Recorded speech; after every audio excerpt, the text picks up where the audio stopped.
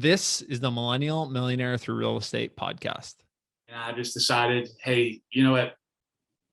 I want to go big and I want to play for University of Louisville. You're listening to the Millennial Millionaire Through Real Estate podcast, where we discuss tangible tips, tricks, and best practices for becoming financially free. The show is designed for people who want to either start real estate investing or for those who want to scale their real estate business. What's up, guys? This is Jonathan Farber, host of the Millennial Millionaire Through Real Estate podcast. This show is all about achieving financial freedom as fast as possible so you can do whatever makes you happy in life. For me, that vehicle was real estate, and it's how I achieved financial freedom at 27.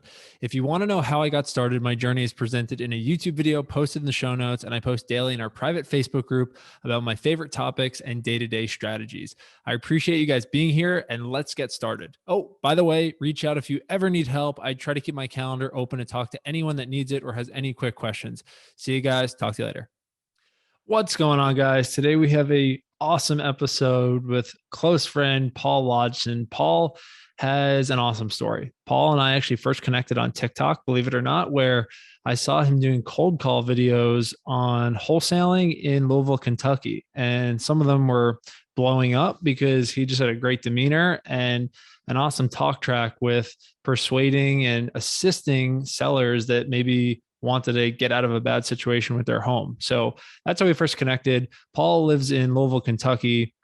He played football at the U of L, which is a really cool story we talked about on the podcast. He walked onto the team after being at a smaller college, just took a shot and made it. And that's kind of his mentality and everything, which you'll hear in the show. And he just jumped into wholesaling after college. He started doing corporate work and wasn't really liking it at all. Realized it didn't have a path to making the type of money he wanted to make. So he started learning about wholesaling, got on bigger pockets, talked to people, figured out how to get started in it. And he got started in 2020. Fast forward just a short period of time, and he's closed about 40 deals at this point, which is actually insane. And one of the fastest growth paths I think we've had on the podcast, from like a 15-month trajectory of getting started in something and now being a full-time wholesaler and running a really successful business. So I think you guys are going to get a lot of the show. We dug into kind of all things getting started, wholesaling, building a marketing strategy, outsourcing things, and how Paul thinks about those day to day. The main learning I had was just start. Like with whatever place you're in, you can start and you can figure out a way to force some urgency. So for Paul, he kind of just like put his back against the wall and said, I'm just jumping out of corporate and I need to do this. And once he did that, he figured out what he needed to do to be successful. And believe it or not, he figured it out and he got it done. And now he's building a successful business, which is just really cool. You'll hear it on the show. Today's tangible tip. He talks about a cardboard envelope that he used as one of his first like marketing campaigns, and he shows what it looks like. So I recommend checking it out on YouTube, but he goes through his like original marketing and he used a cardboard envelope from the post office. He said they're free, and he would handwrite them and put them on people's posts on their doorsteps. And he said the open rate was like in the 90s, because when you get one of these things, you want to know what it is. And he was starting that way and found a lot of deals. That's how he found his first deal and then scaled that. So really cool story, a lot of tactical stuff. If you're considering wholesaling or want to improve your wholesaling business, I definitely recommend digging into this episode and maybe jotting down some notes. You're going to get a lot out of it. So without any further ado, Paul Logsdon. All right, Paul, what is going on, man? Welcome to the podcast. Excited to have you here. Hey, thank you, Jonathan. I really appreciate it. Seeing what you're doing, man. I'm glad we finally got connected, and I'm happy to be here, man. I used to talk about it more, but just as we started adding so many people to the show, it was a little harder. But like talking about how I first connected with the guests, or how, we first connected, and the power of social media, man. Like we'll talk about it, I'm sure, but I first saw you probably like 7 or 8 months ago, a long time ago, just from one of your videos on TikTok that went viral, the ones that we were talking about before, of like the cold calling videos. But it's just so cool. Like before we jump into anything, it like, I don't know if it's just me, probably not, but the amount of networking that's gone on TikTok specifically, but social media in general, man, I've been so surprised by it. But have you found that to be like a way to meet other people, investors? Like I assume you have, but just, I don't know. It's been so cool for me to see. Yeah, no, TikTok has led to a lot of open doors for me. Lots of podcast opportunities similar to this one, but also doing deals with other people on TikTok. I never thought that TikTok would lead to me doing deals, but people in my market have seen what I'm doing on TikTok, and even like a well-known musician reached out to me, and we did a deal together off of TikTok. And I was No like, way. We did his first deal together. Yeah. Damn, that's so like, cool. wow. Yeah. Crazy thing was I'd actually been to one of his concerts, and I was like, I don't know. It's wild. The power of TikTok and social media. All right. Well, that's a topic we'll come back around on, but it's just always funny to hear people's stories with it. And especially since that's how I first saw your stuff. And then, we realized we had a lot of mutual friends and mutual kind of business, but it's just a cool thing that's happening right now specifically. So Paul, before we dig too deep into anything, you mind just giving our listeners a background on how you got into this? And then from a high level, also what you do today. Yeah. So my name's Paul Logsdon. I'm 26 years old from Louisville, Kentucky. And, I went the whole college route, get a good job, go to college. So I graduated with a history degree from University of Louisville. The plan was to go back and get a master's and become a high school principal, but did like a few internships, found out really like hanging around with kids just wasn't what I wanted to do. I wanted to have impact, but I didn't want to sacrifice like my time and ability to make money. So started looking for other opportunities, got into like management positions. And that's when I really realized the value of my time. So I looked for another opportunity where I could be paid based on my performance. That's when I got into door-to-door sales.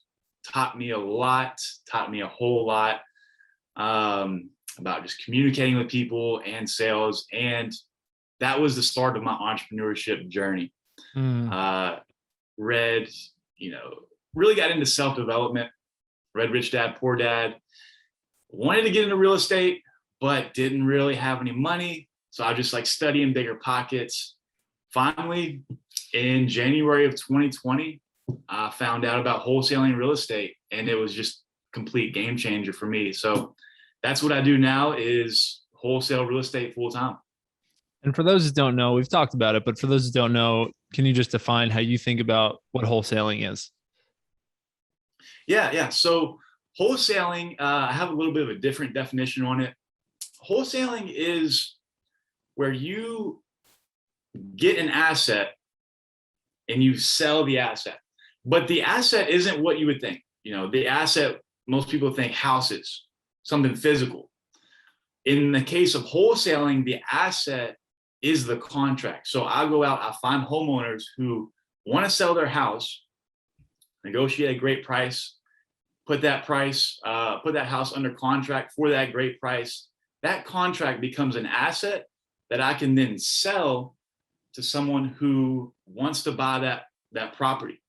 So that's kind of how I explain it. I package up assets and resell them. For sure. I like that. That is different. I feel like a lot of people complicate the definition of wholesaling. Like, just doesn't have to be that complicated. One other thing I just want to touch on, just some people might be watching this on video, but most people are probably listening on audio. They might not see that jersey in the background. Can you just talk a little bit about that experience and what that jersey is and what that was all about? Yeah. So out of high school, I played football in high school. I wasn't really strongly recruited or anything like that. But I put together my own highlight film and sent it out, and ended up going to a small school that you probably never heard of, called University of the Cumberlands. Super small school in Kentucky. It is like even smaller than the high school that I went to. And I played there for 2 years, and I just decided, hey, you know what? I want to go big, and I want to play for University of Louisville as my hometown. It's kind of like my dream. So ended up putting my application to transfer and tried out for the team, and made the team as a walk-on and played out the rest of my football career at U of L. It was great. It was a great time. So my last year was in 2017. Got to play with Lamar Jackson, Heisman Trophy winner. It it was just an all around really great experience. Wow, that's just really cool. Did you have like a feeling that you were going to make the team? Like, did you think you were good enough, or was it more of like a long shot and like an unlikely thing to happen? It was like one of those things where I burned the boats and I went for it. And it was one of those things where it's like, you ever have a vision and you just lay in bed and you'll start like your arm or your leg will kick because you want it so bad. It was like one of those things. So I just wanted it so bad that I literally just showed up at the stadium and was trying to talk to the right people, because they don't advertise when they have tryouts, but just trying to get my foot in the door any way possible. And what it was one night I was in my dorm room at University of the Cumberlands, and I was watching the University of Louisville play Florida State. And it was a crazy game. It was like a Thursday night game. So it was like a blackout or something. And I just remember watching and thinking to myself, there's really nothing different between those guys like on TV and myself, besides, I don't know. There definitely is difference in skill level. But I believe that I could be there. So that's what I did. Okay. That's awesome, man. So you do that, go down the corporate path, realize that that's not, or you start going down that path, realize that that's not going to be what you want to be doing. And similar to myself, I started down that path. I think I probably didn't have enough confidence to just leave it immediately. I felt like I needed a little bit more of like coverage to then build a side hustle. So I always respect people that are able to keep that burn the boats mentality back against the wall, just like you did with football, and do it in your business too. So you mentioned you started learning about beginner strategies and bigger pockets and didn't have a lot of money at the time. And I think that's a place that a lot of people are in, and Bigger Pockets, I think, does a great job, general education, but I feel like they don't necessarily maybe talk to that all the time, of people that don't have enough credit to do a house hack, or they don't have enough money for a down payment, or they don't have relationships, and they don't maybe necessarily want to tailor their platform directly to any one thing like multifamily or Airbnb or wholesaling. But wholesaling, I think, is one of the best options for people that don't have a lot of money, don't have a lot of credit, and kind of have a can-do attitude.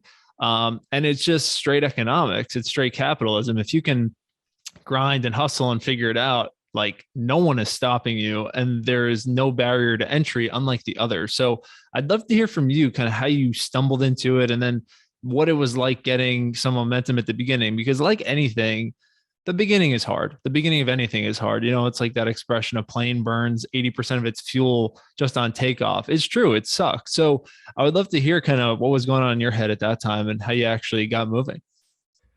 Yeah. So like I said, I was listening to podcasts, a bunch of Bigger Pockets podcasts, January of 2020. And for some reason, I usually don't listen to them on YouTube, but for some reason I was listening to a few on YouTube, and the next video that popped up was about just wholesaling real estate. I think it was Max Maxwell. And then all of a sudden, all these like wholesaling videos started popping up, and I watched so many of them, and I got so many ideas, and started taking action immediately. So the first thing I did, I was still working a full-time job. I would just handwrite letters and go like driving for dollars and just drop them off on people's doorsteps. And I did that probably thousands of times. And that's what got me my first deal. That's what got me my first deal. But as far as getting the momentum going, I think there's, everyone says you have to take massive action, but there's like a couple elements that are missing before you take action. One, you have to want it really bad. You have to have like a burning desire. Like you can't just say you want it. You have to actually want it really bad in your heart. And then you have to have faith and belief that you can accomplish whatever you're trying to accomplish. Mm-hmm. So for me, what gave me that faith and belief was listening to podcasts, listening to people who were just like me and had just got their first deal or had done 10 deals, and they're just they're just normal people. If you look at people who wholesale, they're just normal people. Like, I like to say, I like to think I'm a pretty normal guy, you know. John, I don't know, do you think you're a pretty normal guy? Yeah, I do. Just normal people like me and Jonathan. And that's really what gave me the belief that I could take this action, that I could write 1,000 handwritten letters and it would give me a deal, you know? And as a matter of fact, like, every letter that I was writing, I really believed that that homeowner was going to call me. So that's what helped me get started. Took me probably a month to get my first deal.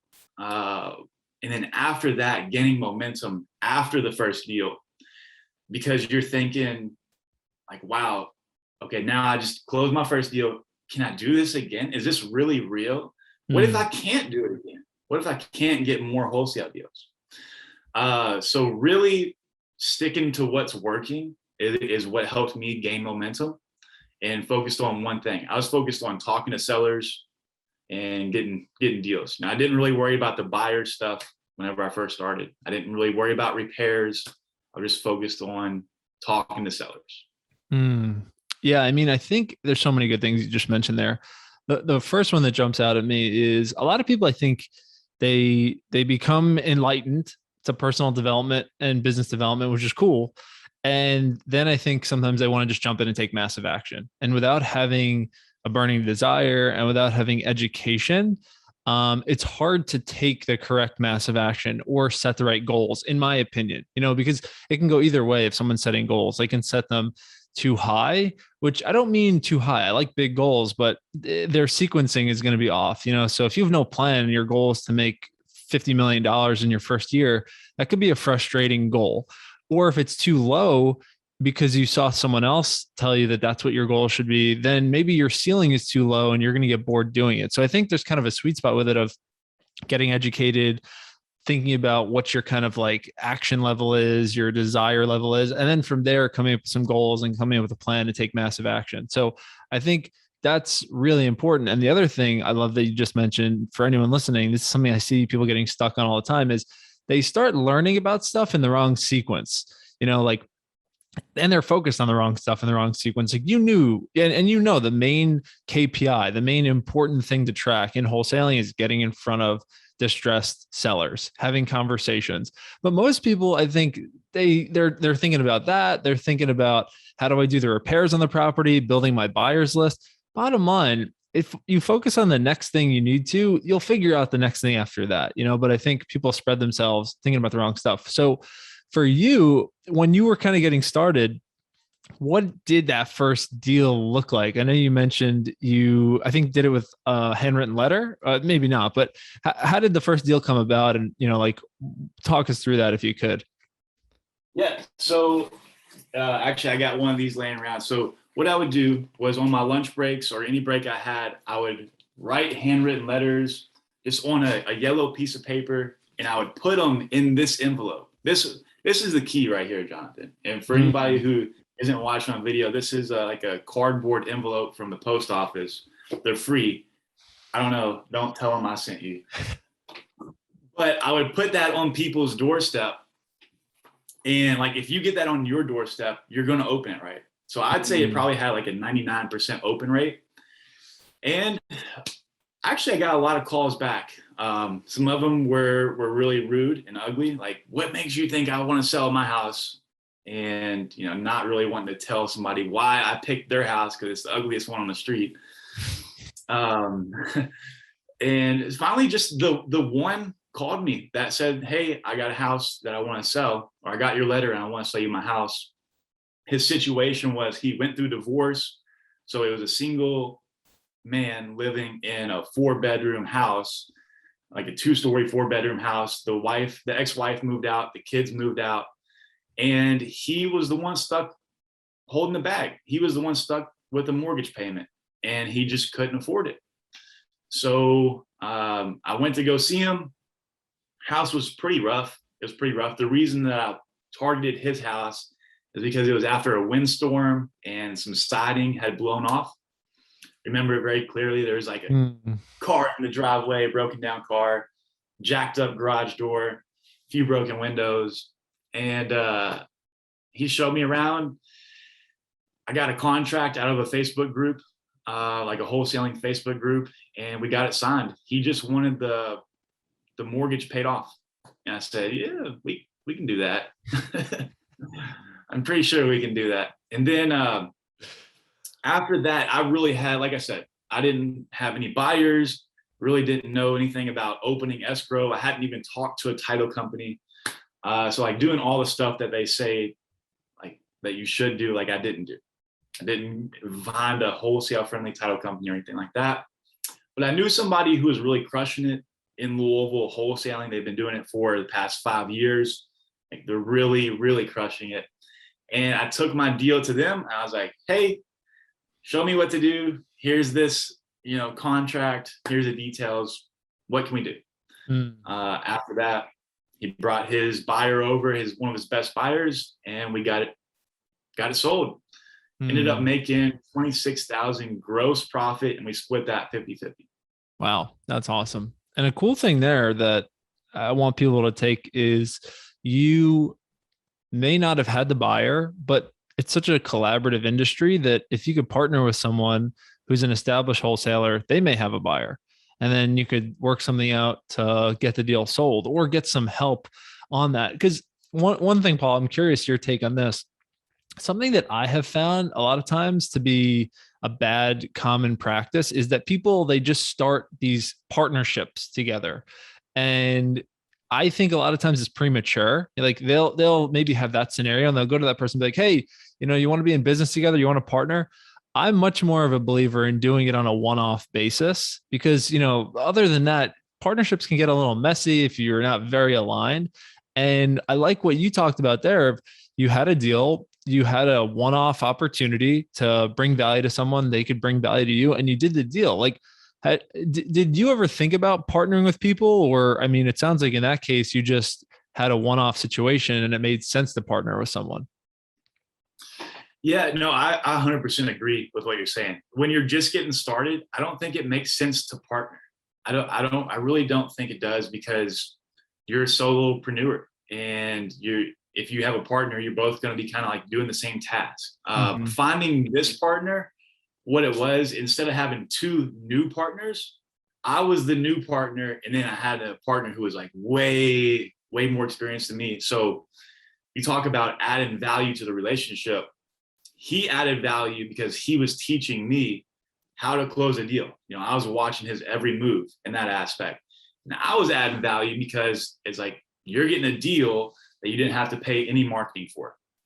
So the return on that is a lot, 100x. Right. Just kind of a free ball, he's being compensated for his experience and his network, as opposed to you were being compensated for doing the deal and hustling in that case. Yeah, it's a win-win. And if you're like just getting started and you're trying to find a partner, I think that's more of like, I don't know. I probably can't say it on a podcast. I probably shouldn't.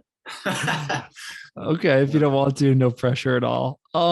So how did your marketing style, your marketing, campaign change from then to now? Or what did your marketing looking for off-market deals look like at the beginning? Was it just those letters? Were you doing calls, texts? Was it you? Did you have a team? If you could maybe just like paint the picture of what your marketing strategy looked like, early days. Yeah. So marketing is probably like the foundation. I call it the blood of your wholesaling business. So in order to generate leads, you have to have some sort of marketing. I started out doing the handwritten letters. The next thing I did was bought a big old box of 100 bandit signs with my cell phone number on it. Didn't get a deal from that, made my phone ring. Next thing I did was cold call. And I would just get these people's number off of like True People Search or something like that, one of the free skip tracing websites. And I would literally just punch the number into my phone.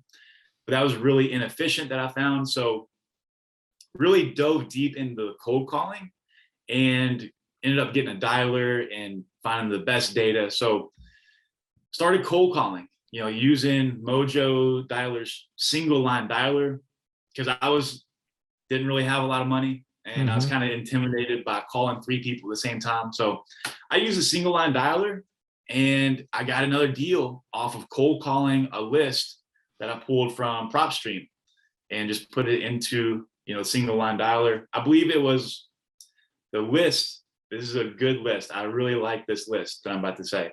It was properties that were vacant and owned for 20 or more years. That's going to be a really old, dirty piece of property. Well, why is that? Why is that a dirty property that has a decent chance of being a conversion? Yeah, well, first of all, it's vacant. So it's not making any money. No one's living there. It has no value besides, it has value, but it's not cash flowing. It's not really an asset. It's at that point, it's a depreciating asset. The owner is probably worried about people breaking in, stealing the copper, squatting in there, setting on fire, vandalism. And once you get people squatting in your vacant property, that can really turn into a nightmare. So if you have that vacant property and it's been owned for 20 years, that tells you that it's probably about time for the homeowner to sell it. I think the average length of homeownership is about 7 years. Don't quote me on that. And then you're looking at someone who has almost, owned a property for double that length. So, Gotcha. Okay. Yeah. So you started pulling lists and, going more, I think it sounds like a little bit more systems, kind of doing stuff with technology. So what was the progression from what you were doing, at the very beginning to now? What does your marketing look like today? If you could give us a little bit of behind the curtain view. Yeah. So the transition was, I found out that cold calling, it works great, but it's not scalable when you're doing it yourself. So I was still working a full-time job when I was cold calling, and I decided to hire a virtual assistant, and they were working 15 hours a week because I didn't really know, I was just starting small, right? It was like $90 a week to hire this cold caller. And that helped a lot. So we did a few deals that way. Then I bumped her up. I doubled up to 30 hours a week. And then it just made sense, to go full time. Why not just do 40 hours? And then I got to the point where I could afford multiple cold callers. So that's what we do now, is we have 3 cold callers at the moment. They're all using the dialer. And I kind of shifted my philosophy on virtual assistants because I don't really like to manage them myself. The cold callers, that is. So we kind of shifted to an outsourced third-party management system for the cold callers, where it's really plug and play. You give them the money and the data, and then they bring back leads, which is really cool. And basically, whenever the cold callers, they get somebody who's interested in hearing an offer, or they're interested in selling their house, that's what we consider a lead. So anybody who says yes and they want to talk to us, we want to talk to them. They'll then submit that lead into a web form, which goes directly into the CRM. And then once it shows up in the CRM, it'll appear as labeled new. And then we come in and, up until the past couple of weeks, I would come in and call these new leads myself and just pre-qualify them based on the 4 pillars, which 4 pillars just briefly are, what's the condition of the property? When do you want to sell it? What's your timeline? Why do you want to sell it? What's your motivation? And then what's your asking price? Those are really the 4 things. And I really like to have at least 2 of those things to be qualified for an appointment. But that's the goal. So they come in as a new lead. The goal is to get in front of them as soon as possible. Go see the house, especially if they're super motivated. That's cool. Yeah. Oh, sorry. Did you say the name of that service? That sounds pretty cool. Kind of like a plug and play marketing service. Yeah. It's not really they're not really branded, or they don't really have a social presence. It's kind of underground, but I can definitely, if anyone's interested, I can definitely connect you guys. The guy's name, yeah, I can't say it. Okay. Got to hit you up. Leave a little suspense. You might get hit up a little bit after this one then. That's okay. All right. Okay. So is the criteria that they're looking for like something that you train them, or they know, or you said the criteria is if they have any interest in selling, that's a lead, and then you and your team come in and can qualify it to see, what the exit strategy would be. Is that about right?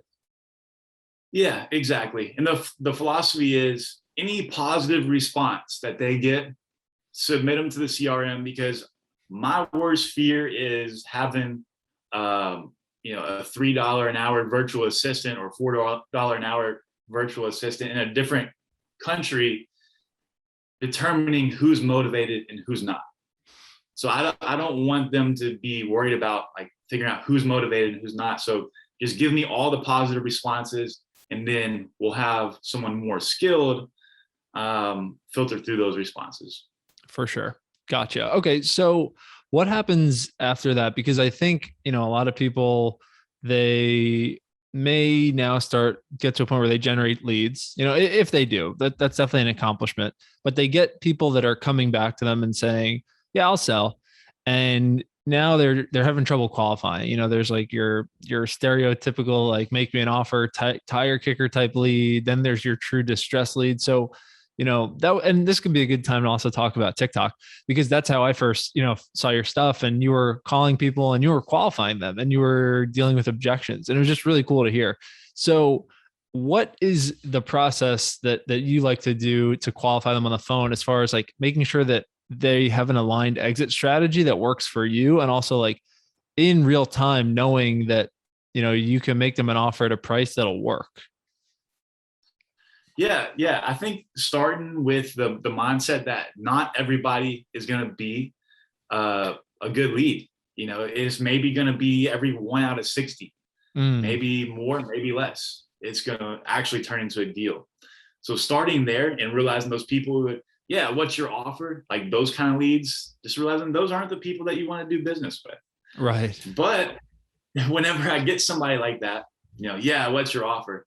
Well, to make you the best offer, I really need to know a little bit about the condition of the property. Can you tell me a little bit about the condition? Mm-hmm. Yeah, it's in good condition. Okay, I see. So you probably want like market value for your house, and then just kind of go down that road. Well, it's probably not going to work out for us, but I have a really great realtor that I can refer you to. And then if they say, okay, sure, or no, I don't want to work with a realtor, you can play it out as much as you want. Mm-hmm. But really qualifying these leads.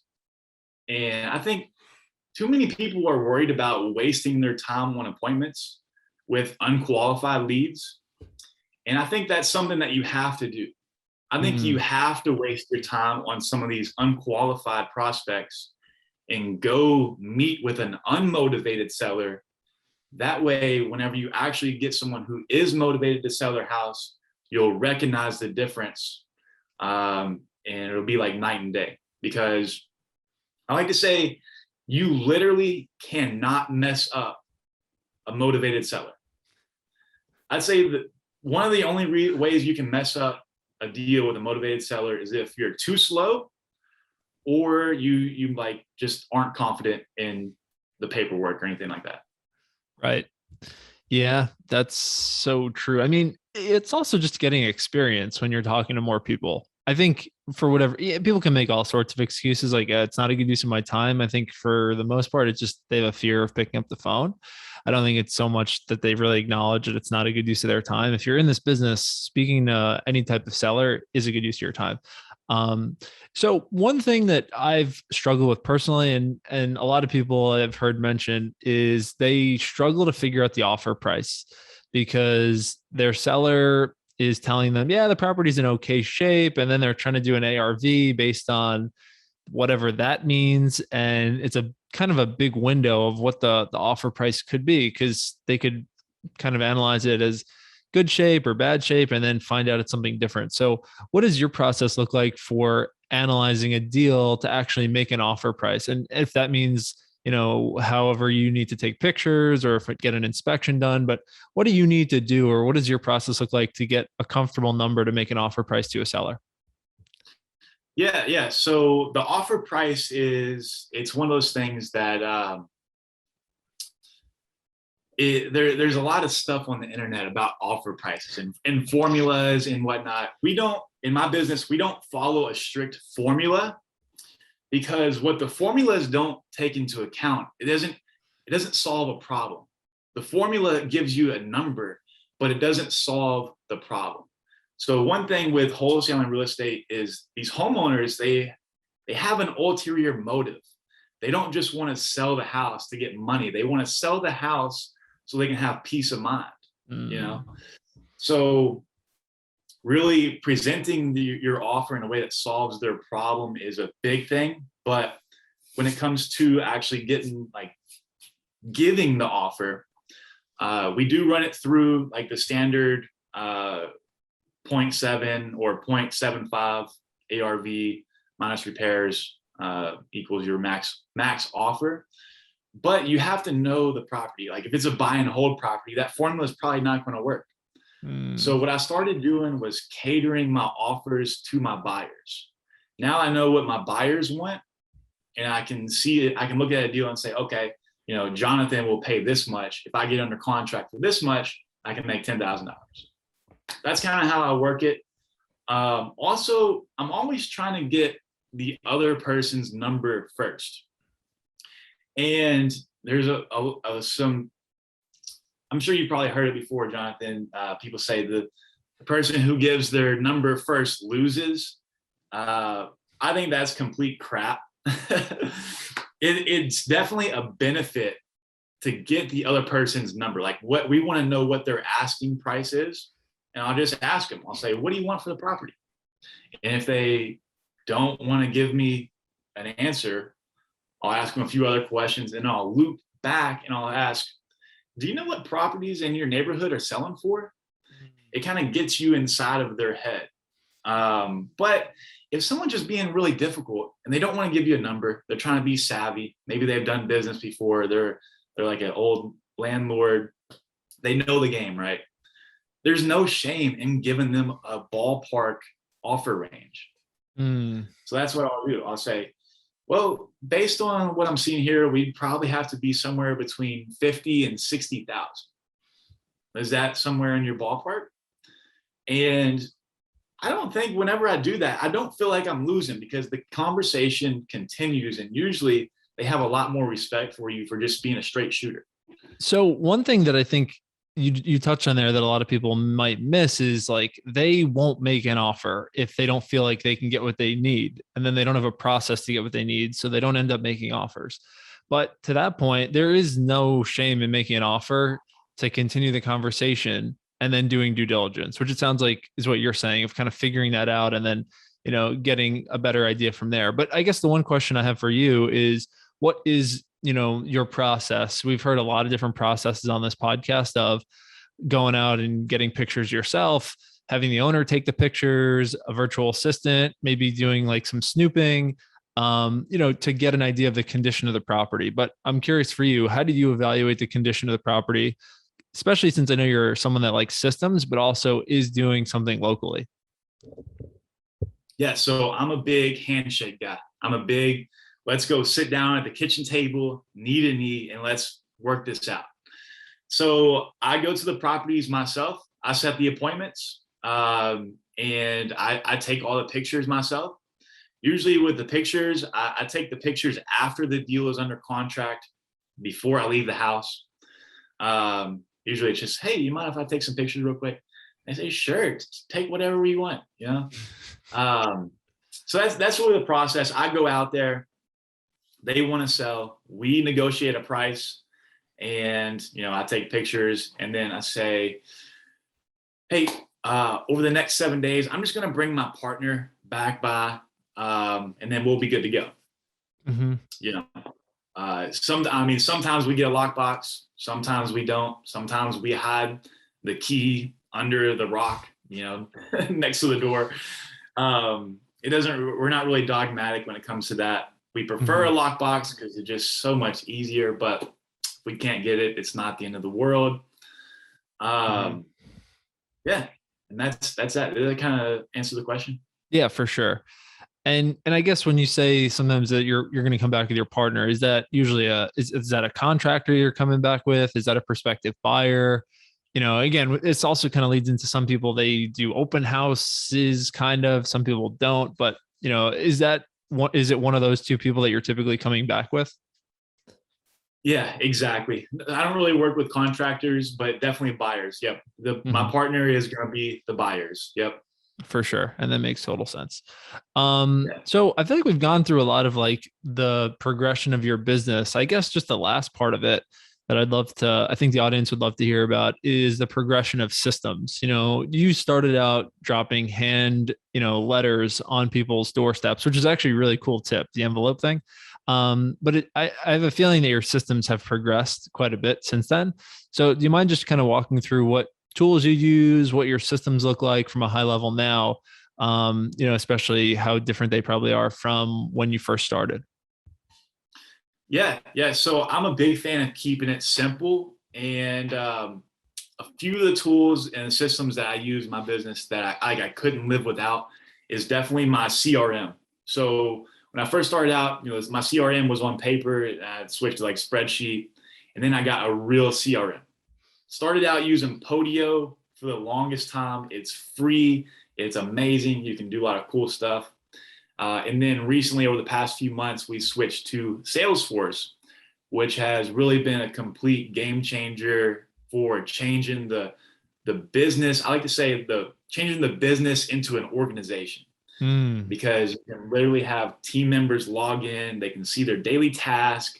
They know exactly what they're doing. They have their own phone numbers. They can call, they can text. So that's one of the major systems. It includes our phone system. Some other systems that I use are a dialer. So my VAs, they are on ZenCall dialer. I don't recommend anybody use that for yourself. Like I'm a big believer in Mojo dialer. If I'm on the dialer, I want to be on Mojo dialer. But the VAs, they're on ZenCall. It's just more efficient for managing VAs. And then we have skip tracing, right? That's a big one. Skip tracing. We use batch skip tracing. I believe that it's some of the highest quality stuff. Been using it forever. I've tried other providers that just weren't good. And one thing I found is you want to talk to the right people. You want to spend your time talking to the right people. Otherwise, you're going to waste your time talking to the wrong people. So it's better just not to go cheap on data. And then PropStream. PropStream is one of those ones that I could not live without. I could probably find a way to live without it, but it's just so convenient to run comps on PropStream and all the data that it has. That's also where we pull a bunch of our lists from, is PropStream. Gotcha. So do you recommend any of those tools as like essentials for a beginner if you were kind of starting over at trying to be efficient, or do you think those are all things that could or should be added kind of after the fact once you get started or get established? I think you don't need it, but I would think of these as luxuries. If you can afford it, it will make your life a lot easier. But you still have to take action. Sometimes we can get caught up in the shiny objects of like, oh, look at this, I want this. And everyone sells these systems that, they sell to your emotions on how it's going to help you get a deal. And it will help you get deals and more efficiently, but you still have to take action. So I think take action first, then get tools that make taking action easier. For example, Deal Machine is one of those systems that I left out. Whenever I first got started, I was writing down the addresses on a piece of paper. Deal Machine made my life so much easier. So that's what I would do, is like, as you need it, get things. But if you're starting out and you're on a budget, I would say your foundation is going to be deal machine, prop stream, and a dialer. Gotcha. Those are really some of the things that I'm a big believer in to get your business off the ground. Yeah. Paul, I feel like there's even a lot more we could touch on, but we just we flew through it, man. And I feel like it was still covering a lot of topics, but there's just a lot more. So I really do think maybe we need a part 2 just to talk about all the other stuff that got left off, including social media and just digging into like day-to-day process. But Paul, just on that note, man, what is the best way for people to get in touch with you, follow your content, or learn about what you're doing? Yeah, you can always add me as a friend on Facebook. I think I probably have a few thousand extra spots right now, but or follow me on Instagram. That's probably the best place to message me is Instagram. Send me a direct message, and I am usually pretty good about responding. You can follow me on TikTok, Persistent Paul. Same thing on Instagram, persistent_Paul.